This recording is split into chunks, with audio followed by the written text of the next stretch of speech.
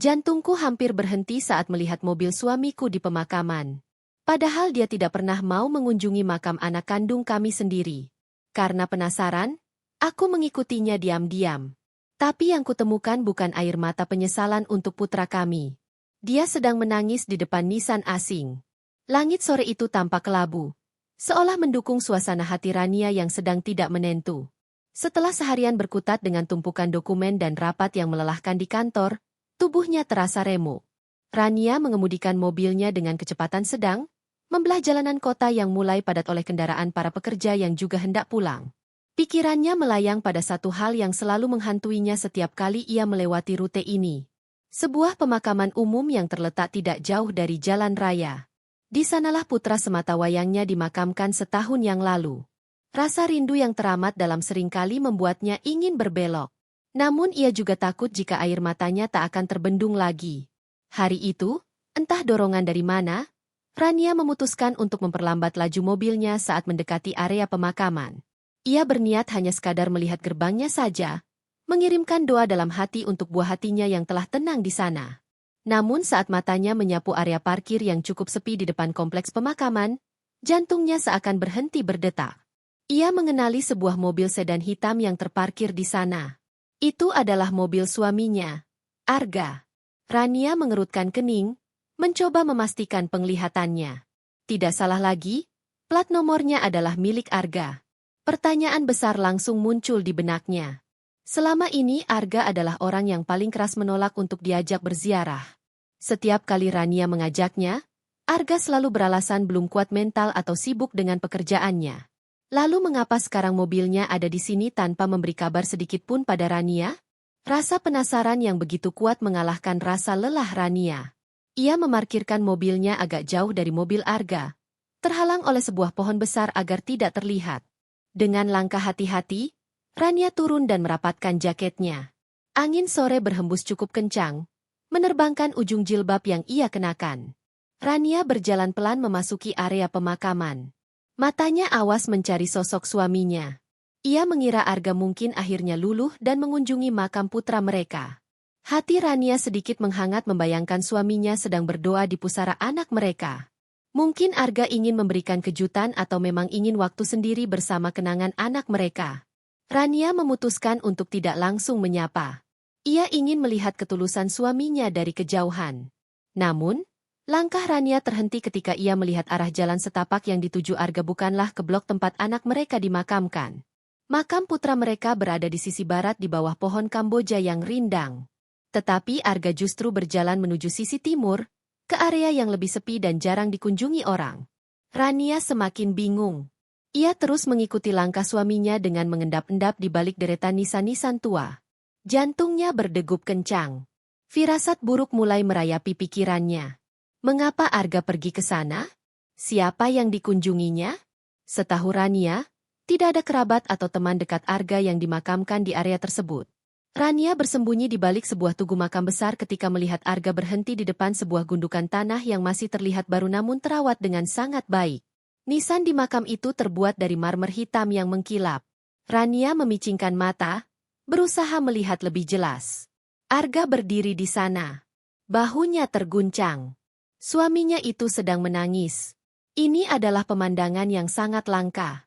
Arga yang ia kenal adalah sosok yang dingin dan jarang menunjukkan emosi.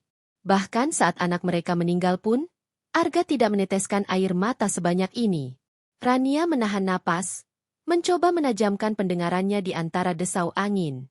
Arga berlutut di samping makam itu, tangannya mengusap nisan dengan begitu lembut, penuh kasih sayang yang tidak pernah ia tunjukkan pada Rania belakangan ini. Rania memberanikan diri untuk maju sedikit lagi, bersembunyi di balik semak-semak yang cukup rimbun. Jarak mereka kini cukup dekat, sehingga suara Arga terdengar samar namun jelas di telinga Rania. Apa yang didengarnya kemudian bagaikan petir yang menyambar di siang bolong. Kata-kata yang keluar dari mulut suaminya itu, meruntuhkan seluruh kepercayaan yang telah Rania bangun selama bertahun-tahun pernikahan mereka. "Maafkan ayah, sayang," ucap Arga dengan suara parau di sela tangisnya. Arga menyebut dirinya ayah pada orang di dalam makam itu. Rania menutup mulutnya dengan tangan, menahan pekikan yang hampir lolos. Itu bukan makam anak mereka. Lalu anak siapa yang dipanggilnya dengan sebutan sayang dan ayah? Rania merasa kakinya lemas. Namun ia memaksakan diri untuk tetap berdiri dan mendengarkan. Arga melanjutkan monolognya yang mengerikan itu. Ia berkata bahwa ia sangat merindukan sosok yang terbaring di sana. Ia berjanji akan segera membalaskan dendam atas ketidakadilan ini. Rania masih tidak mengerti dendam apa yang dimaksud. Rencana kita hampir berhasil, bisik Arga lagi. Kali ini nada suaranya berubah menjadi lebih dingin dan penuh kebencian. Sebentar lagi semua harta warisan orang tua Rania akan menjadi milik kita sepenuhnya. Aku hanya perlu bersabar sedikit lagi menghadapi wanita itu. Maya sudah menyiapkan segalanya. Begitu semuanya selesai, aku akan menyingkirkan Rania. Darah Rania berdesir hebat, naik ke kepala hingga membuatnya pusing. Nama Maya disebut, dan rencana jahat untuk menguasai hartanya serta menyingkirkan dirinya terucap begitu lancar dari bibir pria yang selama ini tidur di sebelahnya. Air mata Rania menetes tanpa bisa ditahan. Bukan karena sedih, melainkan karena syok dan amarah yang meledak dalam diam. Ternyata selama ini ia hidup dengan serigala berbulu domba. Tangisan Arga di makam itu bukanlah tangisan duka semata, melainkan tangisan penyesalan karena kehilangan anak dari wanita lain. Anak yang ia cintai melebihi anak sahnya sendiri. Rania meremas dadanya yang terasa sesak. Ia ingin sekali melabrak Arga saat itu juga. Memukulnya, meneriakkan semua kemarahannya. Namun akal sehatnya yang masih tersisa menahannya. Jika ia bertindak gegabah sekarang, Arga akan tahu bahwa kedoknya terbongkar. Arga akan lebih waspada dan mungkin akan bertindak nekat untuk mencelakainya lebih cepat. Rania harus kuat. Ia harus mencari tahu kebenaran selengkapnya sebelum bertindak. Dengan sisa tenaga yang ada, Rania mundur perlahan. Ia tidak boleh ketahuan. Ia harus keluar dari pemakaman itu sekarang juga sebelum Arga menyadari keberadaannya. Setiap langkah mundur yang diambilnya terasa berat, seolah membawa beban pengkhianatan yang baru saja diletakkan di pundaknya. Bayangan Arga yang menangis di makam asing itu terus berputar di kepalanya. Rania bersumpah dalam hati, air matanya hari ini akan menjadi air mata terakhir yang tumpah karena kesedihan. Mulai detik ini, ia bukan lagi istri yang penurut dan naif. Ia akan menjadi lawan yang sepadan bagi Arga. Sesampainya di mobil, Rania langsung mengunci pintu. Tangannya gemetar hebat saat memegang setir.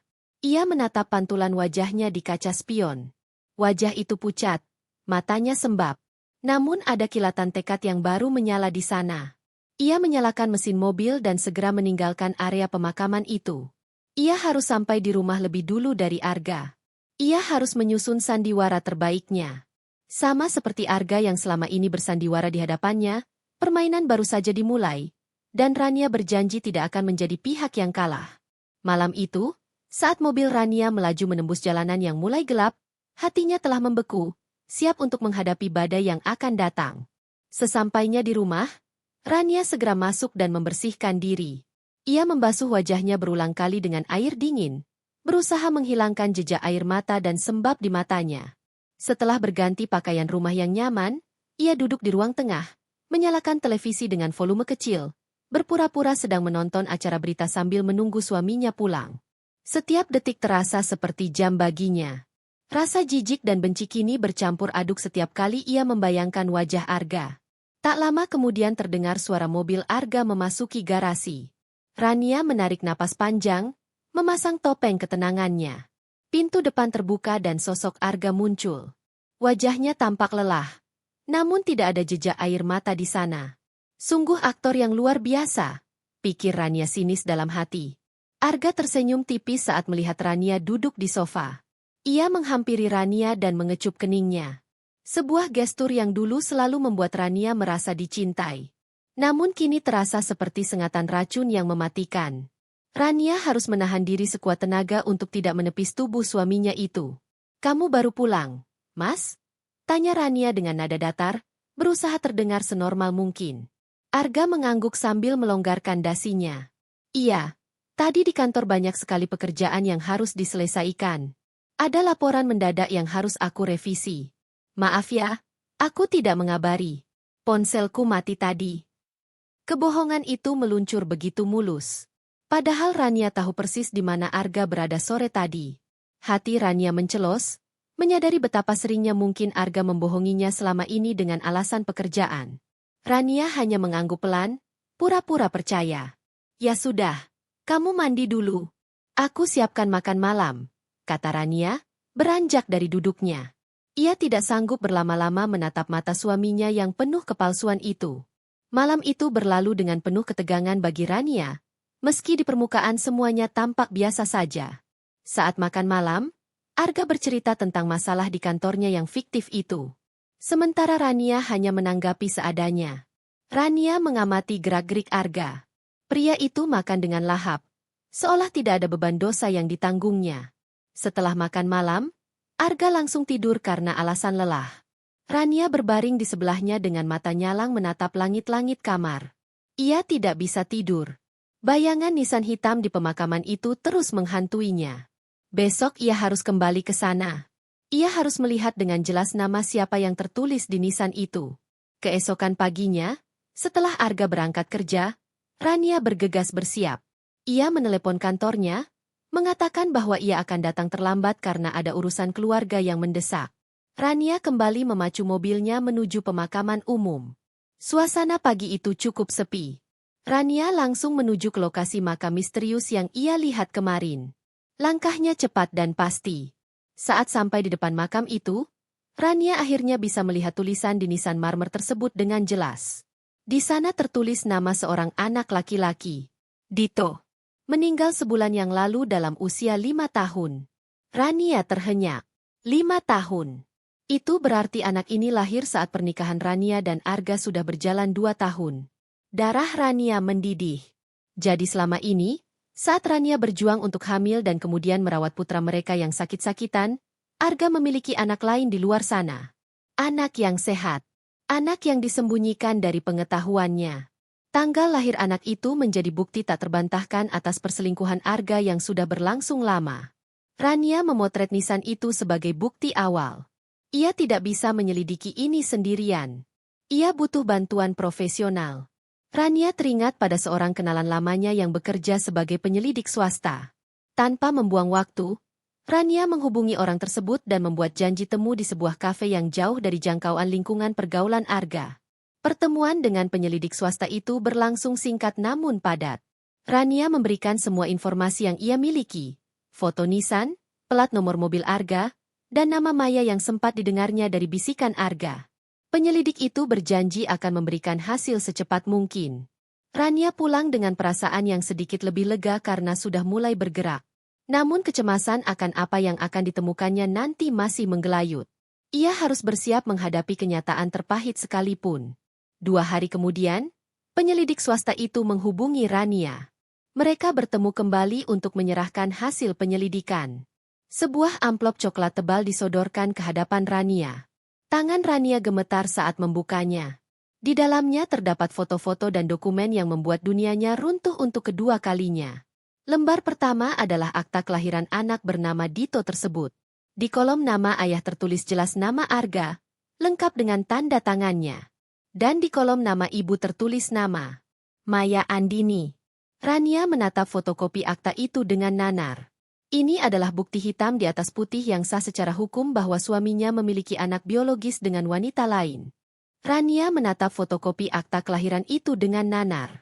Ini adalah bukti hitam di atas putih yang sah secara hukum bahwa suaminya memiliki anak biologis dengan wanita lain. Penyelidik itu kemudian menunjukkan foto-foto lain. Ada foto Arga, Maya, dan anak laki-laki itu sedang merayakan ulang tahun di sebuah restoran. Mereka terlihat seperti keluarga bahagia yang sempurna. Senyum Arga di foto itu begitu lebar. Senyum yang jarang Rania lihat belakangan ini. Lalu ada foto Maya. Wanita itu cantik, berambut panjang, dan terlihat sangat modis. Wajahnya memancarkan ambisi yang kuat. Namun foto terakhir yang membuat napas Rania tercekat adalah foto yang baru diambil kemarin siang. Di foto itu terlihat Bu Ratna, mertua Rania, sedang makan siang bersama Maya di sebuah restoran mewah. Rania memegang foto itu erat-erat hingga ujungnya lecet. Bu Ratna dan Maya tampak sangat akrab, tertawa lepas. Di meja mereka tergeletak sebuah map dokumen yang terbuka sedikit. Rania mengenali logo notaris pada map itu, dan sekilas terlihat judul dokumen yang menyembul keluar, sertifikat hak milik. Rania mengenali alamat properti yang tertera samar di sana. Itu adalah alamat rumah warisan orang tua Rania yang saat ini mereka tempati. Bu Ratna memegang tangan Maya dengan sayang. Seolah Maya adalah menantu idaman yang sesungguhnya. Fakta ini menghantam Rania dengan telak. Ternyata bukan hanya Arga yang mengkhianatinya. Ibu mertuanya, orang yang selama ini Rania hormati dan Rania biayai seluruh kebutuhan hidupnya, juga bersekongkol untuk menghancurkannya. Mereka semua adalah komplotan penipu. Bu Ratna pasti tahu tentang keberadaan Maya dan anak haram itu sejak awal. Bahkan mungkin Bu Ratna yang mendukung hubungan mereka. Rania merasa mual membayangkan kemunafikan yang ditampilkan Bu Ratna selama ini. Wanita tua itu selalu memuji masakan Rania, selalu meminta uang bulanan dengan wajah memelas. Namun di belakang Rania, ia tertawa bersama selingkuhan anaknya sambil merencanakan perebutan aset Rania. Air mata Rania sudah kering. Kini yang tersisa hanyalah dingin yang menusuk tulang. Ia menatap lekat-lekat wajah orang-orang di foto itu. Arga, Bu Ratna. 3 orang yang akan menjadi target pembalasannya. Rania menyimpan kembali semua bukti itu ke dalam amplop. Ia membayar jasa penyelidik itu dan mengucapkan terima kasih. Saat berjalan keluar dari kafe, Rania merasa menjadi orang yang berbeda. Ia bukan lagi Rania yang lemah lembut dan pemaaf. Ia adalah Rania yang terluka. Dan luka itu telah mengubahnya menjadi seseorang yang berbahaya bagi siapapun yang telah menginjak-injak harga dirinya. Ia tidak akan langsung melabrak mereka. Itu terlalu mudah. Ia akan bermain cantik. Ia akan membiarkan mereka merasa di atas angin, merasa rencana mereka berjalan mulus. Sebelum akhirnya ia menjatuhkan mereka ke jurang kehancuran yang paling dalam. Rania masuk ke dalam mobilnya, menyalakan mesin, dan tersenyum dingin. Rencana balas dendam telah disusun dalam benaknya. Babak baru dalam hidupnya baru saja dimulai. Awal kecurigaan racun. Setelah mengetahui persekongkolan busuk antara suami dan mertuanya, Rania mulai memasang kewaspadaan tingkat tinggi di dalam rumahnya sendiri. Rumah yang dulunya adalah tempat istirahat paling nyaman kini berubah menjadi medan perang tak kasat mata. Rania menyadari bahwa musuh berada dalam satu atap, berbagi udara yang sama, dan makan di meja yang sama. Kecurigaan Rania tertuju pada kebiasaan rutin yang dilakukan Bu Ratna setiap malam. Mertuanya itu selalu dengan rajin membawakan segelas susu hangat dan suplemen vitamin untuk Rania sebelum tidur. Dulu Rania menganggap hal itu sebagai bentuk kasih sayang seorang ibu kepada menantunya yang lelah bekerja seharian. Namun kini, setelah melihat foto Bu Ratna tertawa bersama selingkuhan Arga, segelas susu itu tampak mencurigakan di mata Rania. Malam itu, seperti biasa, Bu Ratna mengetuk pintu kamar Rania dengan senyum manis yang terukir di wajah keriputnya.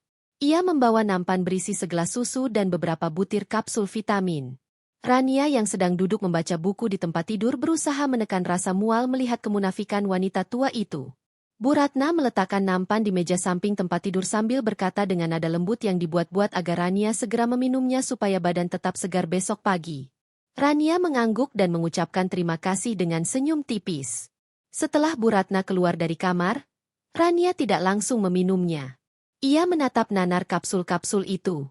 Instingnya mengatakan ada yang tidak beres. Rania membawa kapsul vitamin itu ke kamar mandi. Ia membuka salah satu cangkang kapsul tersebut dan memeriksa isinya. Serbuk di dalamnya terlihat sedikit berbeda warnanya dengan vitamin biasa yang ia beli.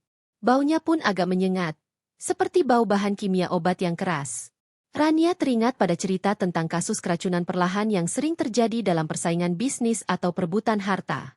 Tanpa pikir panjang, Rania membuang isi kapsul-kapsul itu ke dalam kloset dan menyiramnya. Ia kemudian mengganti isi kapsul itu dengan tepung gula yang ia ambil diam-diam dari dapur, lalu merapikan kembali bentuk kapsulnya agar terlihat utuh. Ia harus berpura-pura tetap meminumnya agar mereka tidak curiga bahwa ia sudah tahu.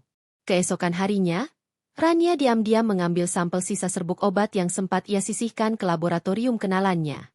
Hasilnya keluar sore harinya dan membuat Rania merinding.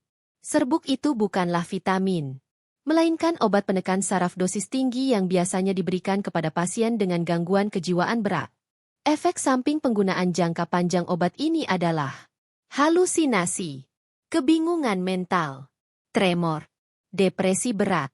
Jika Rania terus meminumnya, lama-kelamaan ia akan terlihat seperti orang gila. Arga dan Bu Ratna pasti merencanakan skenario untuk menyatakan Rania tidak waras secara mental, sehingga hak kuasa atas seluruh aset dan perusahaan bisa dialihkan kepada Arga sebagai walinya. Rencana mereka sungguh keji dan rapi. Mereka ingin menyingkirkan Rania tanpa harus mengotori tangan mereka dengan darah. Mereka ingin membunuh karakter dan kewarasan Rania perlahan-lahan. Mengetahui hal ini, Rania memutuskan untuk membalikkan keadaan. Ia tidak akan meminum obat itu lagi. Tetapi ia akan mulai berakting, seolah-olah obat itu bekerja. Mengetahui rencana keji mereka, Rania memutuskan untuk membalikkan keadaan. Ia tidak akan meminum obat itu lagi, tetapi ia akan mulai berakting seolah-olah obat itu bekerja. Malam itu saat makan malam, Rania sengaja menjatuhkan sendoknya beberapa kali. Ia juga berpura-pura lupa meletakkan kunci mobilnya, padahal kunci itu ada di saku celananya. Ia mengeluh kepalanya sering pusing dan pandangannya kabur. Respons Arga dan Bu Ratna sungguh sesuai dugaan. Mereka saling bertukar pandang penuh arti, seolah merayakan kemenangan kecil. Arga dengan wajah pura-pura cemas menyarankan Rania untuk mengurangi pekerjaan dan lebih banyak istirahat di rumah. Bu Ratna bahkan dengan semangat menawarkan diri untuk mengurus segala keperluan rumah tangga agar Rania bisa fokus pemulihan. Rania hanya mengangguk lemah, memainkan perannya sebagai istri yang mulai kehilangan kendali atas dirinya sendiri. Dalam hati, Rania tertawa sinis melihat betapa mudahnya mereka percaya pada aktingnya. Semakin mereka merasa di atas angin, semakin lengah penjagaan mereka. Kedatangan Maya ke rumah. Puncak sandiwara Rania terjadi beberapa hari kemudian di akhir pekan. Saat itu Arga mengatakan bahwa ada rekan kerja yang akan datang bertamu untuk membahas proyek kantor. Rania tahu persis siapa tamu itu, bahkan sebelum bel pintu berbunyi.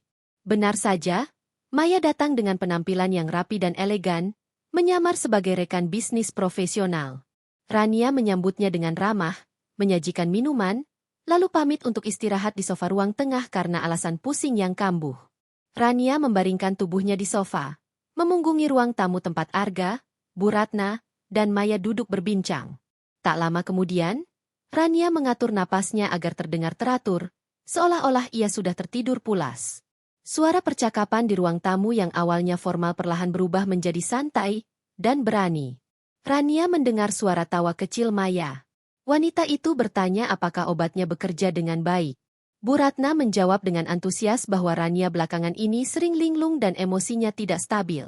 Arga menimpali bahwa sedikit lagi dosisnya dinaikkan, Rania pasti akan benar-benar kehilangan kewarasannya. Mereka membahas rencana selanjutnya dengan gamblang.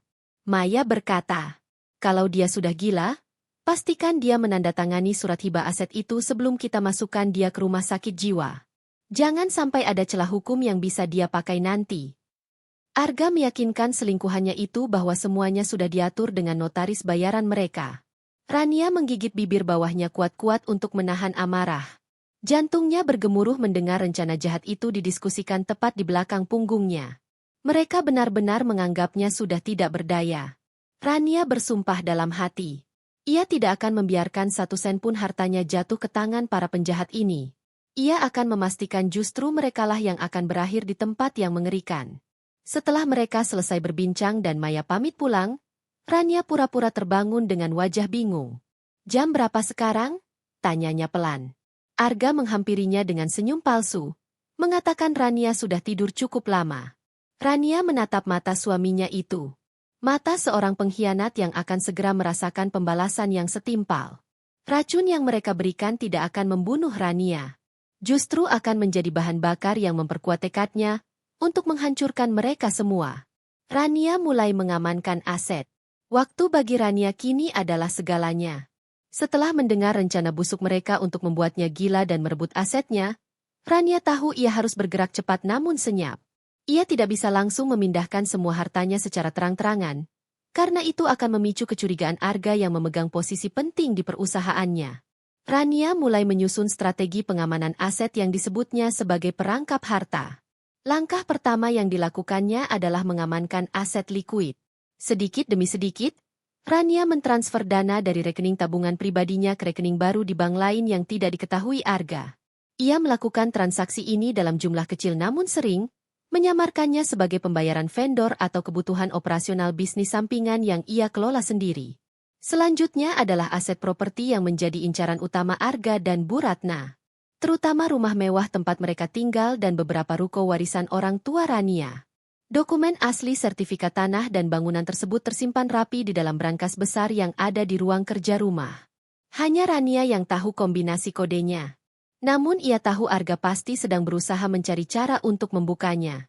Rania menghubungi seorang kenalannya yang ahli dalam percetakan dokumen keamanan tinggi. Ia memesan replika sertifikat tanah dan surat-surat berharga lainnya. Kualitas replika itu sangat mirip dengan aslinya. Mulai dari jenis kertas, stempel, hingga tanda tangan. Hanya ahli forensik dokumen yang bisa membedakannya jika diperiksa dengan teliti. Setelah dokumen palsu itu siap, Rania menunggu momen yang tepat. Suatu siang, ketika rumah sepi karena Arga bekerja dan Bu Ratna sedang pergi arisan, Rania membuka brankasnya. Ia mengambil seluruh dokumen asli, sertifikat rumah, BPKB mobil, dan surat saham, lalu menyimpannya di dalam tas kerjanya untuk nanti diamankan di safe deposit box bank. Sebagai gantinya, Rania memasukkan tumpukan dokumen palsu itu ke dalam brankas. Ia menatanya sedemikian rupa agar terlihat meyakinkan. Setelah itu, Rania sengaja tidak mengunci pintu brankas dengan sempurna. Ia membiarkan tuasnya sedikit miring. Seolah-olah ia teledor dan lupa menutupnya dengan rapat karena kondisinya yang sedang sakit-sakitan dan sering lupa. Rania kemudian meninggalkan ruang kerja dan pergi ke bank untuk menyimpan dokumen asli. Ia merasa lega. Sebagian beban berat sudah terangkat. Aset utamanya kini aman. Sekarang tinggal menunggu tikus-tikus itu masuk ke dalam perangkap. Benar saja.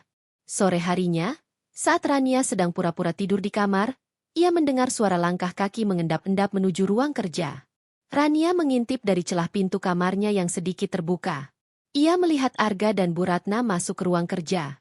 Tak lama kemudian, terdengar suara pekikan tertahan yang penuh kegembiraan dari arah sana. Rania tersenyum sinis. Mereka pasti sudah menemukan brankas yang terbuka itu. Rania bisa membayangkan wajah tamak mereka saat melihat tumpukan sertifikat di dalamnya. Mereka pasti mengira Rania semakin parah penyakitnya, hingga lupa mengunci harta paling berharganya. Kebahagiaan semu itu membuat mereka semakin percaya diri dan ceroboh. Mereka akan merasa kemenangan sudah di depan mata tanpa menyadari bahwa yang mereka pegang hanyalah kertas tidak berharga. Dengan membiarkan mereka merasa menang, Rania bisa mengulur waktu untuk mengumpulkan bukti kejahatan mereka yang lain dan menyiapkan serangan balik yang lebih mematikan. Titik lemah Maya. Di sisi lain, Rania terus menyelidiki latar belakang Maya melalui jasa detektif swasta yang sama. Ia ingin tahu apa motivasi terbesar Maya selain cinta buta pada Arga. Hasil penyelidikan yang diterima Rania sangat menarik. Ternyata Maya bukanlah wanita karir sukses seperti yang ia citrakan. Bisnis butik yang dikelola Maya sebenarnya bangkrut 6 bulan lalu. Gaya hidup mewahnya ditopang oleh utang yang menumpuk di mana-mana, termasuk pinjaman online dan utang pada rentenir lintah darat. Maya sangat bergantung pada suntikan dana dari Arga. Inilah alasan mengapa Maya begitu mendesak Arga untuk segera menguasai harta Rania. Ia dikejar-kejar penagih utang yang mulai mengancam keselamatannya. Fakta ini adalah kartu as bagi Rania. Maya adalah titik lemah dalam persekutuan jahat ini. Orang yang terdesak masalah uang biasanya mudah panik dan tidak setia kawan. Pesan teror dari nomor misterius. Rania memutuskan untuk mulai memainkan psikologis Maya. Ia membeli sebuah kartu perdana baru yang tidak terdaftar atas namanya.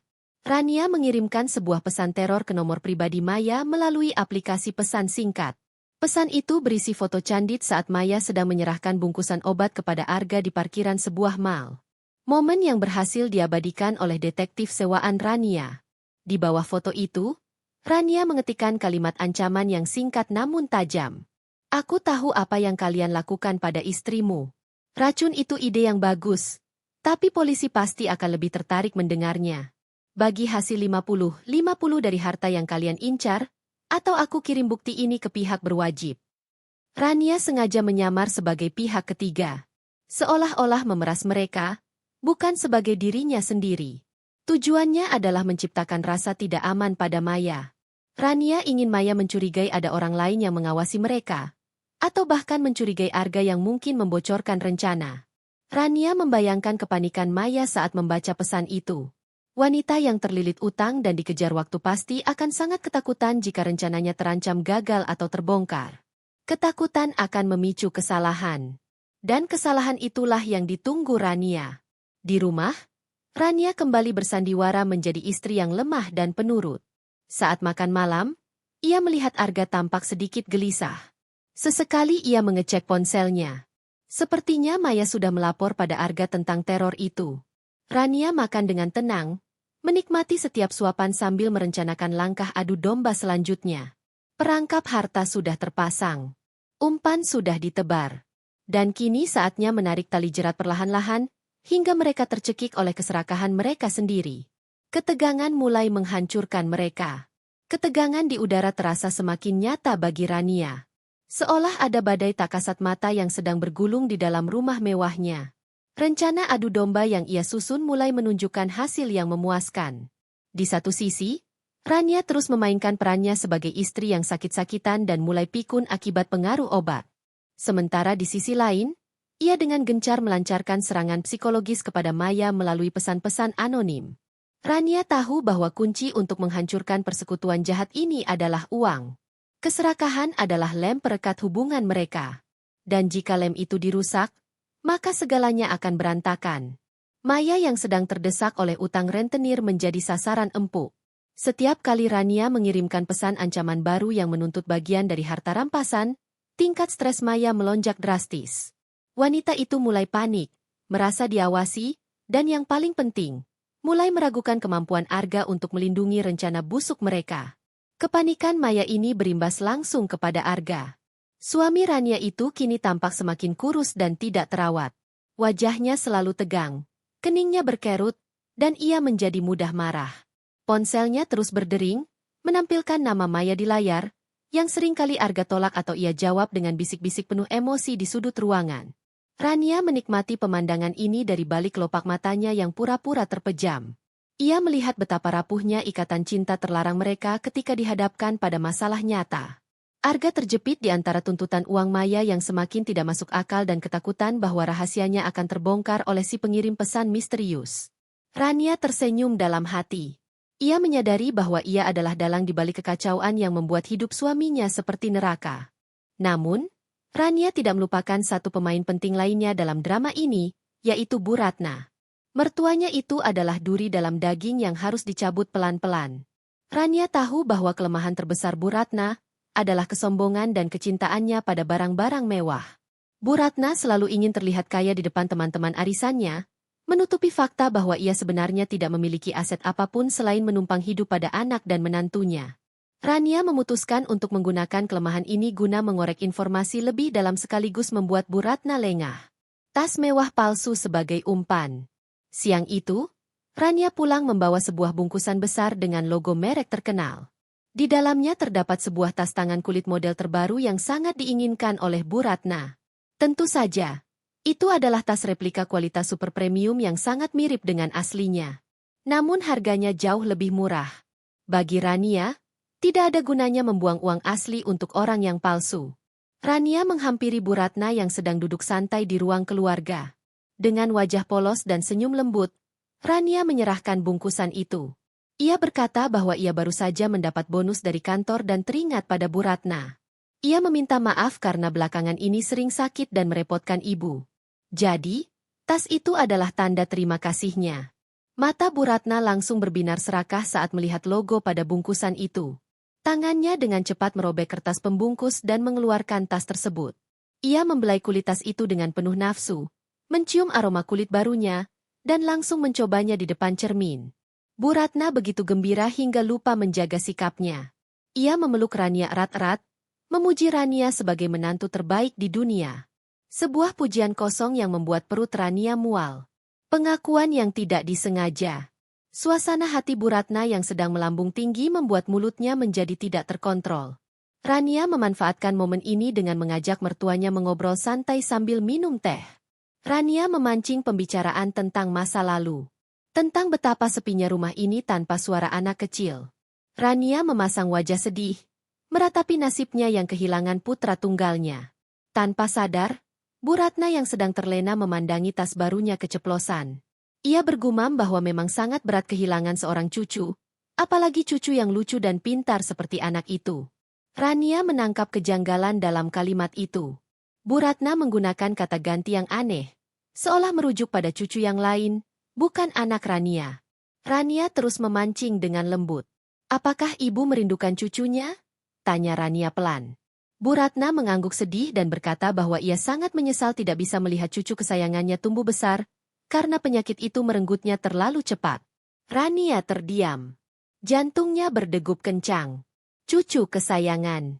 Padahal selama ini Bu Ratna jarang sekali peduli pada anak Rania saat masih hidup. Jelas sudah. Cucu yang dimaksud Bu Ratna adalah Dito, anak haram Arga dan Maya. Ternyata hubungan mereka sudah sedemikian dekatnya, hingga Bu Ratna menganggap anak dari selingkuhan itu sebagai cucu utamanya. Sementara anak sah dari Rania dianggap angin lalu.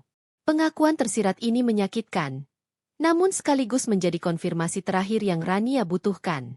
Bu Ratna sepenuhnya terlibat dan mendukung perselingkuhan itu.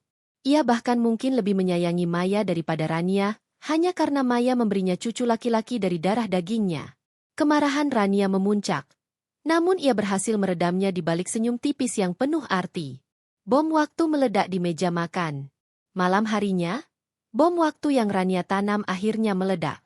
Saat itu mereka sedang makan malam bersama. Suasana hening. Hanya terdengar denting sendok dan garpu. Tiba-tiba ponsel Arga berdering keras di atas meja. Nama Maya terpampang jelas di layar. Arga tampak panik dan berusaha mematikan panggilan itu. Namun tangannya yang gemetar karena gugup justru tidak sengaja menekan tombol pengeras suara sebelum ia sempat mengangkat ponselnya ke telinga.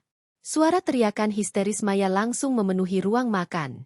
Memecah keheningan malam itu dengan brutal. Suara wanita itu terdengar melengking, penuh amarah dan keputusasaan yang sudah tidak terbendung lagi. Kau pikir aku bodoh, Arga?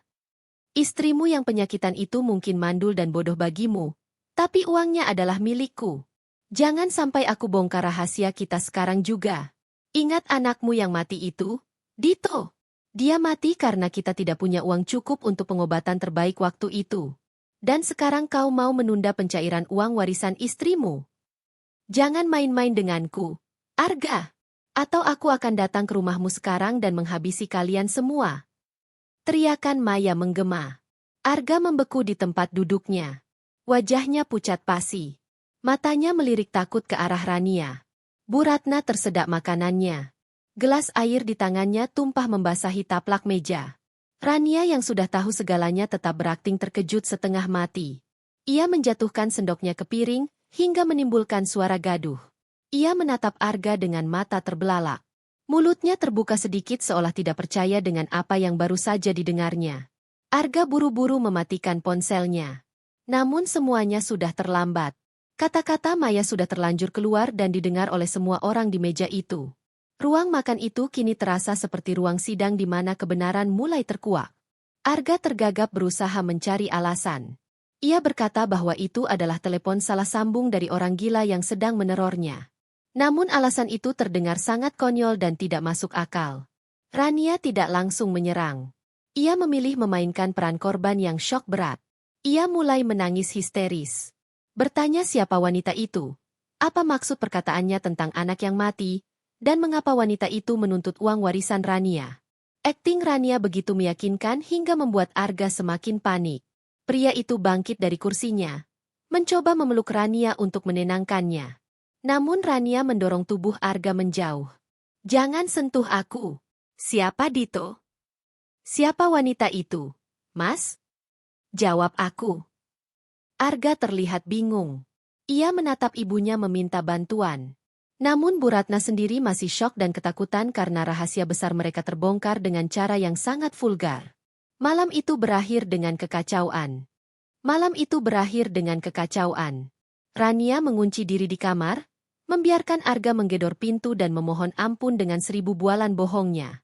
Di dalam kamar, tangisan Rania seketika berhenti. Ia menghapus air matanya dengan kasar dan menatap dirinya di cermin. Wajahnya dingin tanpa ekspresi. Ia telah berhasil menciptakan retakan besar di antara mereka. Maya yang tidak sabaran telah melakukan kesalahan fatal. Dan Arga kini berada dalam posisi terjepit yang sangat berbahaya. Rania mendengar suara pertengkaran samar antara Arga dan Bu Ratna di ruang bawah. Mereka saling menyalahkan atas kecerobohan Maya. Rania tahu, ini baru permulaan dari kehancuran mereka. Besok, ia akan menarik pelatuk selanjutnya untuk memastikan mereka tidak bisa bangkit lagi. Kecurigaan baru, kematian Rafa. Sebuah fakta baru tentang kematian Dito yang disebut Maya tadi memicu pertanyaan baru di benak Rania. Jika Dito sakit, lalu bagaimana dengan kematian anak Rania sendiri? Apakah ada hubungannya? Firasat Rania mengatakan ada misteri yang lebih kelam di balik kematian putranya setahun yang lalu. Dan ia bertekad untuk menggali sampai ke akar. Keesokan harinya, suasana rumah terasa seperti kuburan. Arga sudah berangkat kerja pagi-pagi sekali. Mungkin untuk menghindari konfrontasi lebih lanjut dengan Rania, atau untuk menemui Maya guna meredakan amarah wanita itu. Bu Ratna juga mengurung diri di kamarnya, tidak berani menampakkan batang hidungnya. Rania memanfaatkan kesendirian ini untuk kembali menemui penyelidik swasta kepercayaannya. Teriakan Maya semalam tentang kematian anaknya, Dito, dan memori tentang kematian putra Rania sendiri terus berputar di kepalanya. Ada satu kepingan puzzle yang belum pas. Rania merasa ada hubungan kronologis yang mengerikan antara kedua peristiwa kematian itu. Hari kematian Rafa. Fakta sebenarnya. Rania duduk di hadapan penyelidik swasta di sebuah ruang kerja yang tertutup rapat. Ia meminta penyelidik itu untuk melacak kembali pergerakan Arga pada tanggal spesifik saat putra Rania meninggal dunia. Rania ingat betul hari itu. Putranya, Rafa, tiba-tiba mengalami kejang demam yang sangat tinggi. Rania sendirian di rumah. Panik luar biasa. Ia menelepon Arga berkali-kali. Namun tidak ada jawaban. Pesan-pesannya hanya bertanda centang 1 atau 2, tetapi tidak dibaca. Saat itu, Arga pamit dinas luar kota ke daerah yang susah sinyal. Rania akhirnya membawa Rafa ke rumah sakit sendirian dengan taksi. Namun terlambat. Rafa mengalami gagal napas di perjalanan, dan meninggal dunia sesampainya di IGD. Arga baru muncul keesokan harinya dengan wajah sedih. Mengaku baru mendapat sinyal dan langsung pulang. Selama ini, Rania percaya bahwa itu adalah takdir yang tak terelakkan. Kecelakaan komunikasi yang tragis. Namun hasil penyelidikan yang disodorkan hari ini, menghancurkan skenario itu berkeping-keping. Fakta yang menghancurkan. Penyelidik swasta itu berhasil mendapatkan data manifest perjalanan, rekaman transaksi kartu kredit, catatan medis dari sebuah klinik anak. Semua pada tanggal yang sama. Fakta pertama. Arga tidak pernah pergi dinas ke daerah terpencil.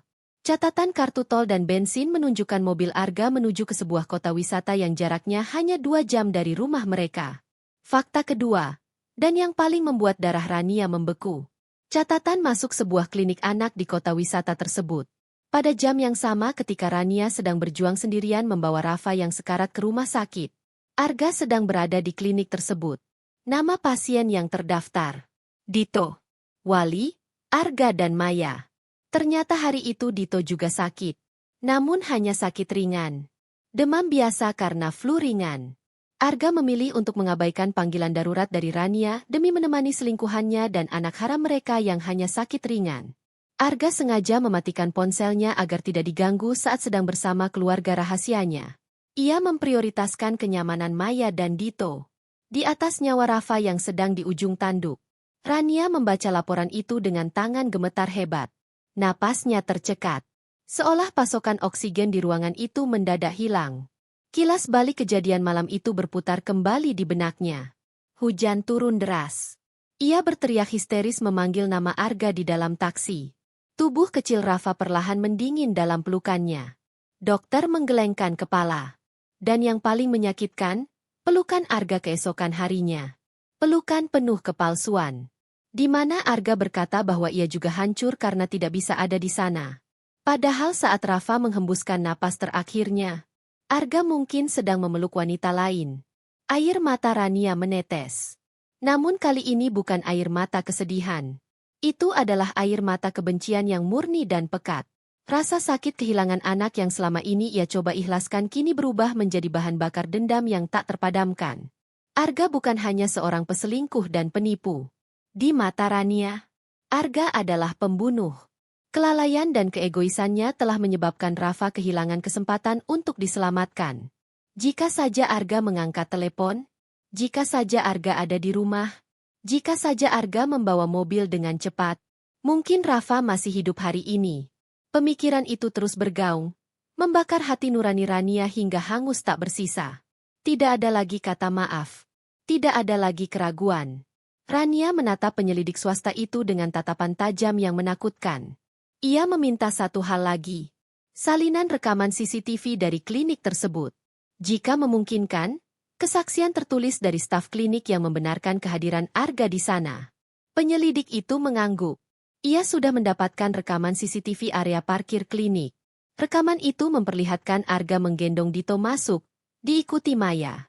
Waktu yang tertera, 30 menit sebelum jam kematian Rafa. Bukti ini sudah lebih dari cukup untuk menghancurkan Arga.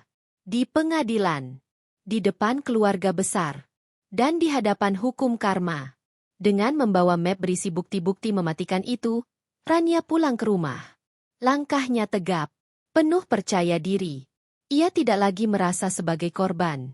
Ia adalah hakim dan eksekutor bagi suami durhaka itu. Dengan membawa map berisi bukti-bukti mematikan itu, Rania pulang ke rumah. Sesampainya di rumah, Rania melihat Arga sudah pulang, duduk di sofa dengan wajah kusut, mencoba bersikap normal seolah kejadian semalam bisa dilupakan begitu saja. Arga mencoba menyapa Rania dengan ramah, bertanya dari mana saja ia seharian ini.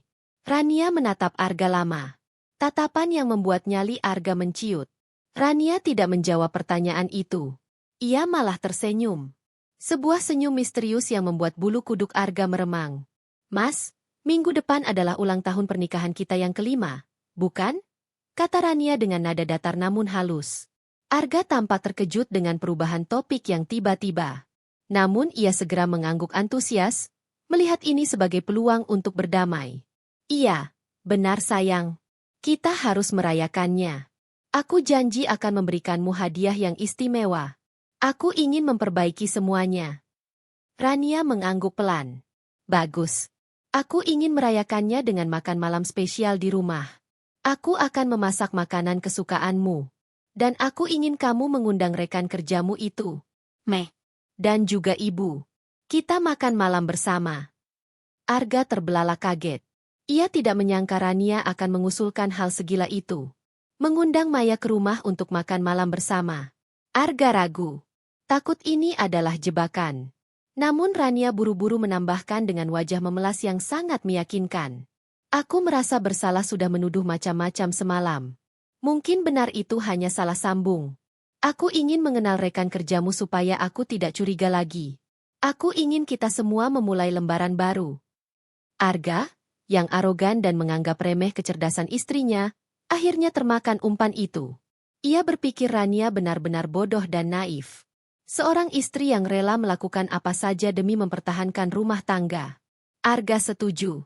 Ia mengira ini adalah kesempatan emas untuk memuluskan rencana mereka merebut harta Rania dengan membuat Rania semakin percaya pada Maya. Tanpa Arga sadari, ia baru saja menandatangani surat kematiannya sendiri. Rania masuk ke kamarnya, meletakkan map bukti di dalam laci tersembunyi. Ia menatap kalender di dinding. 1 minggu lagi. 1 minggu menuju makan malam terakhir.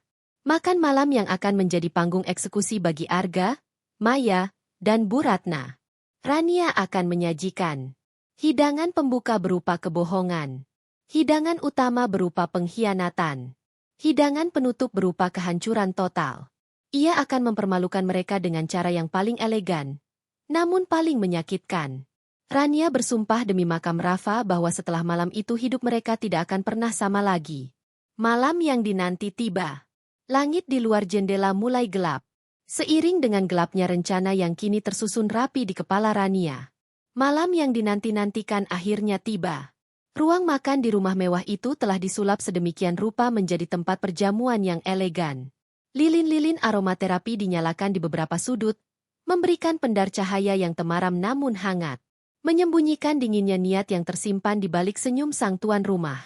Rania berdiri di ujung meja, menatap tatanan piring dan gelas kristal yang berkilauan. Ia memastikan semuanya sempurna. Bukan untuk merayakan cinta, melainkan untuk merayakan akhir dari sebuah pengkhianatan. Di saku bajunya, sebuah kendali jarak jauh kecil tersimpan aman. Siap untuk memicu ledakan yang akan menghancurkan topeng-topeng kemunafikan yang akan duduk di meja ini sebentar lagi. Tepat pukul 7 malam, bel pintu berbunyi. Arga, yang sudah bersiap dengan kemeja terbaiknya, bergegas membuka pintu. Rania mengikutinya dari belakang dengan langkah tenang. Di ambang pintu berdiri Maya dengan penampilan yang sangat memukau. Ia mengenakan gaun sopan namun tetap menonjolkan lekuk tubuhnya. Riasan wajahnya sempurna, menutupi kerutan kekhawatiran akibat teror pesan misterius yang diterimanya beberapa hari terakhir. Di sampingnya, Bu Ratna tersenyum lebar. Matanya berbinar menatap Maya seolah menatap peti harta karun berjalan. Arga menyambut mereka dengan hangat. Mempersilakan masuk dengan gestur yang berlebihan, berusaha mencairkan suasana yang sebenarnya canggung. Rania maju selangkah, mengulurkan tangan pada Maya. Senyum di wajah Rania begitu manis. Namun matanya sedingin es kutub. Ia menyapa Maya dengan ramah, mengucapkan terima kasih karena sudah bersedia datang. Maya tampak sedikit terkejut dengan sambutan hangat itu. Namun segera menguasai diri dan membalas jabat tangan Rania dengan percaya diri palsu. Mereka berempat kemudian duduk mengelilingi meja makan yang panjang. Rania duduk di ujung meja. Arga berhadapan dengannya. Sementara Bu Ratna dan Maya duduk di sisi meja. Hidangan pembuka disajikan. Suasana awal makan malam itu terasa kaku. Arga berusaha keras membangun percakapan. Menceritakan lelucon garing tentang pekerjaan kantor. Tawa yang dipaksakan terdengar dari Bu Ratna dan Maya. Rania hanya tersenyum tipis. Sesekali menanggapi dengan kalimat singkat yang sopan. Ia membiarkan mereka menikmati makanan itu. Membiarkan mereka merasa nyaman. Merasa aman. Rania menuangkan air mineral ke gelas mereka satu persatu. Menolak tawaran Arga untuk memanggil pembantu.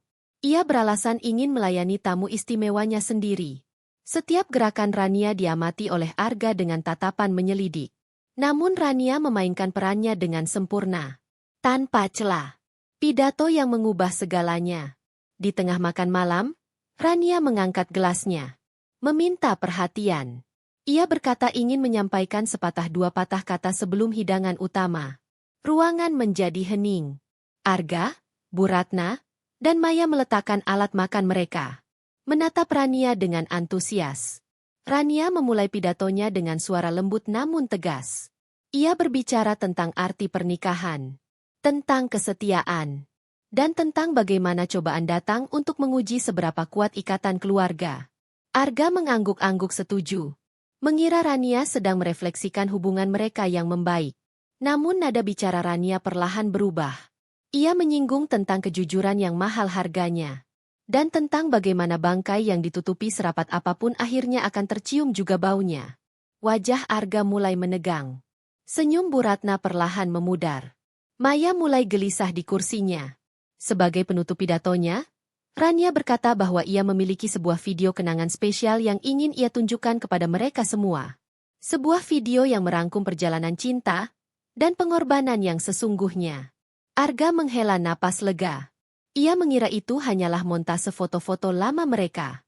Rania menekan tombol pada kendali jarak jauh yang ia pegang.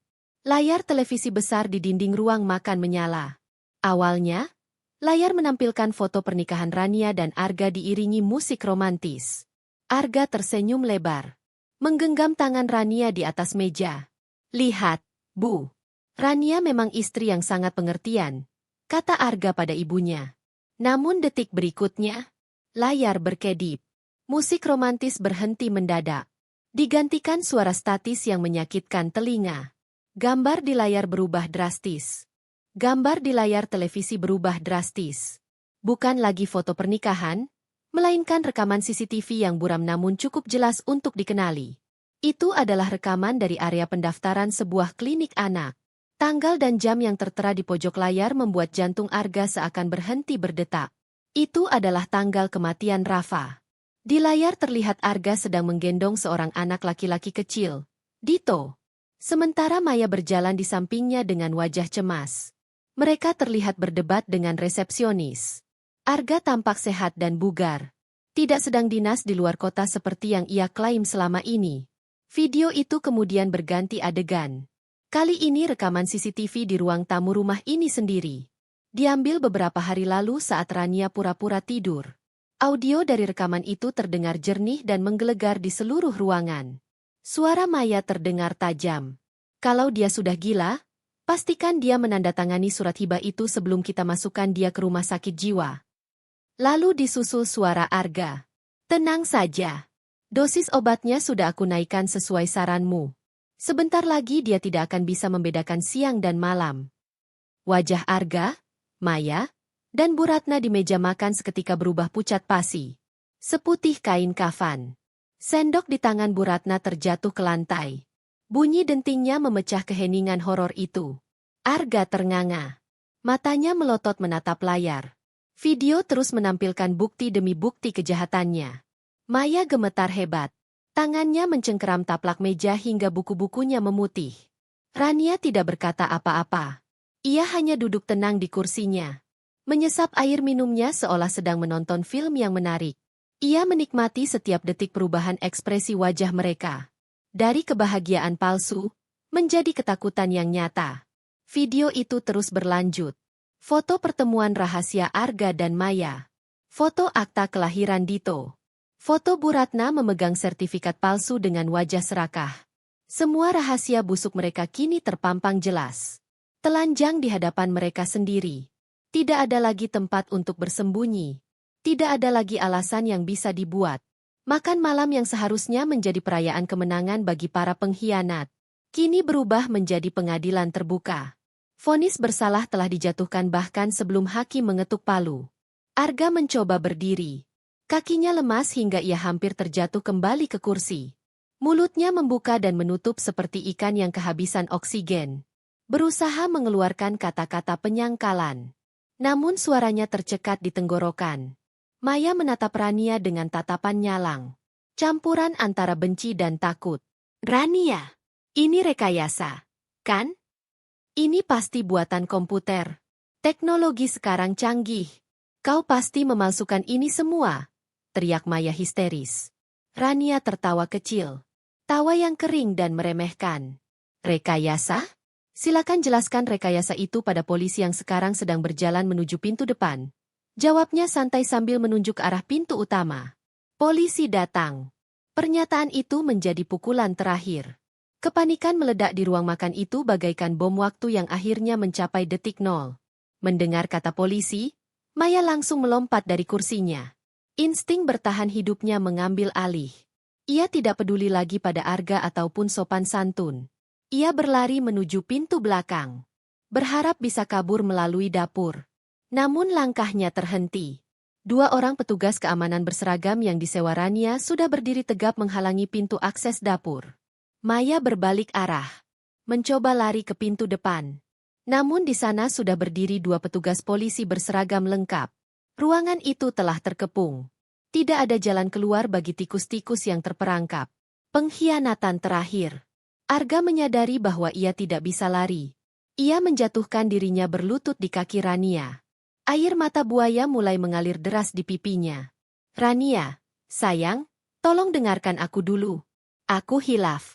Aku dipaksa oleh wanita itu. Dia mengancam akan membunuhku kalau aku tidak menuruti kemauannya. Aku masih mencintaimu. Semua rencana jahat itu idenya, bukan aku. Arga meratap. Memegang ujung baju Rania dengan tangan gemetar. Rania menatapnya dengan jijik. Ia menarik kain bajunya dari cengkeraman Arga seolah baru saja disentuh kotoran. Maya yang mendengar tuduhan itu langsung berteriak marah. Pembohong! Kau yang datang padaku, Arga! Kau yang bilang istrimu membosankan dan kau butuh pewaris laki-laki. Kau yang merencanakan soal racun itu karena kau tidak sabar ingin menguasai hartanya untuk membayar utang judimu juga. Jangan sok suci kau, bajingan. Pertengkaran mereka pecah. Saling membuka aib satu sama lain di depan polisi dan Rania. Rania hanya tersenyum sinis. Membiarkan mereka saling memangsa. Semakin mereka bertengkar, semakin banyak bukti yang mereka konfirmasi sendiri di hadapan penegak hukum. Akting pingsan Bu Ratna. Bu Ratna yang sedari tadi diam terpaku karena syok, tiba-tiba memegangi dadanya dan merosot dari kursi. Ia berpura-pura pingsan untuk menghindari situasi. Namun Rania tidak tertipu. Ia berjalan mendekati tubuh mertuanya dan berbisik pelan, namun cukup keras untuk didengar. Bangunlah, Bu. Akting ibu tidak akan menyelamatkan ibu dari fakta bahwa sertifikat rumah yang ibu curi dari brankas itu palsu. Semua dokumen asli sudah saya amankan di bank sejak lama. Yang ibu pegang dan ibu jaminkan ke rentenir Maya hanyalah kertas sampah. Mata Bu Ratna langsung terbuka lebar. Pura-pura pingsannya buyar seketika. Digantikan horor kenyataan bahwa ia kini tidak memiliki apa-apa. Ia telah menjaminkan barang palsu. Dan itu berarti ia akan berhadapan dengan murka para rentenir. Seorang perwira polisi maju dan memborgol Arga. Tuan Arga, Anda kami tangkap atas tuduhan percobaan pembunuhan berencana melalui peracunan, pemalsuan dokumen, dan penipuan. Bukti video dan hasil laboratorium sudah cukup kuat. Arga meraung. Memohon-mohon pada Rania untuk mencabut laporannya. Namun Rania telah menutup telinga dan hatinya. Polisi lain memborgol Maya yang terus meronta dan memaki-maki. Mereka digiring keluar rumah. Disaksikan para tetangga yang mulai berkumpul di luar pagar karena mendengar keributan. Sebelum Arga dimasukkan ke dalam mobil polisi, Rania meminta izin sebentar untuk berbicara. Ia mendekati Arga yang wajahnya sudah basah oleh air mata dan keringat dingin. Menatap tajam ke manik mata suaminya. Kau tahu apa yang paling menyakitkan bagiku? Bukan perselingkuhanmu. Bukan juga rencanamu meracuniku. Tapi fakta bahwa kau membiarkan Rafa mati sendirian demi anak selingkuhanmu yang hanya sakit demam. Arga terdiam. Kau membunuh anak kita 2 kali, Mas. Pertama saat kau membiarkannya meregang nyawa tanpa kehadiran ayahnya. Dan kedua saat kau mengkhianati ibunya. Nikmatilah hidupmu di penjara. Itu tempat yang pantas untuk pembunuh sepertimu. Kata-kata Rania menohok ulu hati Arga. Ia terdiam 1000 bahasa. Rasa bersalah yang selama ini ia tekan kini menghantamnya dengan kekuatan penuh. Nasib Bu Ratna. Setelah mobil polisi membawa Arga dan Maya pergi, tinggallah Bu Ratna yang duduk menangis terseduh-seduh di lantai ruang tamu yang kini berantakan. Ia menatap Rania dengan pandangan memelas. Rania, tolong ibu. Nak, ibu tidak tahu apa-apa. Ibu hanya ikut-ikutan. Jangan usir ibu. Ibu tidak punya siapa-siapa lagi. Rengekan Bu Ratna terdengar menyedihkan. Namun Rania tidak goyah. Ia mengambil sebuah map dari meja dan melemparkannya ke hadapan Bu Ratna. Itu surat perintah pengosongan rumah ini. Rumah ini warisan orang tua saya, dan saya sudah menjualnya. Pemilik baru akan datang besok pagi. Jadi silakan ibu kemasi barang-barang ibu malam ini juga. Saya sudah berbaik hati membayarkan taksi untuk mengantar ibu ke panti sosial milik pemerintah. Di sana ibu akan mendapatkan tempat tidur dan makan. Cukup untuk menyambung hidup. Jangan harap saya akan membiayai gaya hidup ibu lagi. Rania berbalik badan. Meninggalkan Bu Ratna yang meraung histeris memanggil namanya. Malam kebebasan. Rania berjalan naik ke kamarnya. Menutup pintu. Menguncinya. Malam itu, rumah mewah itu terasa sangat sunyi setelah badai berlalu. Rania berdiri di balkon kamarnya, menatap langit malam yang bersih tanpa awan. Ia menarik napas panjang, menghirup udara kebebasan yang sesungguhnya. Beban berat yang selama ini menghimpit dadanya perlahan terangkat. Ia telah berhasil. Ia telah membalaskan dendam Rafa dan dirinya sendiri dengan cara yang elegan dan tuntas. Arga dan Maya akan membusuk di penjara, menanggung malu dan hukuman fisik. Bu Ratna akan menghabiskan sisa hidupnya dalam kemiskinan dan penyesalan. Kehilangan segala kemewahan yang ia duakan. Rania tidak merasa sedih kehilangan suaminya. Ia justru merasa seperti baru saja membuang tumor ganas yang menggerogoti hidupnya. Ia tahu perjalanan ke depan tidak akan mudah. Ia harus menghadapi proses perceraian, persidangan pidana, dan menata ulang hidupnya yang sempat hancur. Namun ia tidak takut. Ia memiliki kekuatan baru yang tumbuh dari rasa sakit. Ia memiliki bisnis yang harus dijalankan. Dan ia memiliki kenangan tentang Rafa yang harus ia jaga kehormatannya. Malam itu, Rania tidur nyenyak untuk pertama kalinya dalam waktu yang sangat lama. Tanpa rasa takut akan diracuni. Tanpa rasa curiga. Tanpa kehadiran para pengkhianat di bawah atapnya. Karma telah bekerja dengan sempurna. Keadilan telah ditegakkan. Epilog, 6 bulan kemudian. 6 bulan telah berlalu sejak malam pengungkapan yang mengguncang itu.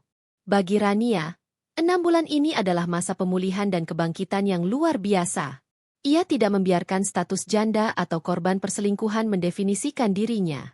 Sebaliknya, ia menjadikan rasa sakit itu sebagai fondasi untuk membangun kembali kerajaannya. Bisnis properti dan desain interior yang dikelolanya berkembang pesat. Klien-klien baru berdatangan. Bukan karena belas kasihan atas skandal rumah tangganya, melainkan karena kagum pada ketegaran dan profesionalisme Rania. Ia kini dikelilingi oleh sahabat-sahabat sejati dan rekan kerja yang suportif. Orang-orang yang menghargainya karena kemampuannya, bukan karena hartanya. Rumah lamanya yang penuh kenangan pahit telah terjual. Kini Rania tinggal di sebuah apartemen penthouse yang nyaman dengan pemandangan kota yang indah. Sebuah simbol kebebasan dan perspektif barunya dalam memandang hidup. Karma untuk Arga Maya. Sementara Rania menikmati udara segar kebebasan, Arga dan Maya harus menghirup udara pengap di balik jeruji besi. Arga yang dulu selalu tampil rapi kini hanyalah sosok kurus kering dengan tatapan kosong. Ia kehilangan segala harga dirinya. Di dalam sel sempit itu, ia berada di rantai makanan paling bawah. Narapidana lain mengolok-oloknya sebagai suami yang tega membiarkan anaknya mati. Setiap malam, Arga meringkuk di sudut sel yang dingin. Dihantui bayangan Rafa dan bayangan Rania. Penyesalan menjadi racun paling mematikan. Hubungannya dengan Maya pun hancur. Maya menyalahkannya atas semua penderitaan ini. Arga akhirnya menyadari bahwa Maya tidak pernah mencintainya. Wanita itu hanya mencintai uang. Dan kini, saat Arga tidak punya apa-apa, cinta itu menguap. Nasib Maya. Di penjara wanita, Maya mengalami nasib yang tak kalah menyedihkan. Tanpa perawatan salon dan kosmetik mahal, wajahnya tampak tua dan lelah. Sifatnya yang arogan membuatnya dibenci tahanan lain. Ia menjadi sasaran perundungan. Utang-utangnya di luar penjara masih menghantuinya. Ancaman rentenir terus berdatangan. Maya hidup dalam ketakutan konstan. Sendirian. Hancur. Terperangkap dalam jaring keserakahannya sendiri. Nasib Bu Ratna. Setelah diusir dari rumah, Bu Ratna tidak memiliki tempat tujuan. Saudara-saudaranya menolak menampungnya karena malu dengan skandal kriminal itu. Akhirnya ia ditempatkan di panti sosial milik pemerintah. Ia tidur di bangsal bersama belasan lansia lainnya. Berbagi kamar mandi yang kotor. Makan makanan seadanya. Tidak ada lagi tas bermerek. Tidak ada perhiasan. Tidak ada kemewahan. Setiap hari ia duduk melamun di teras panti. Merindukan Rania.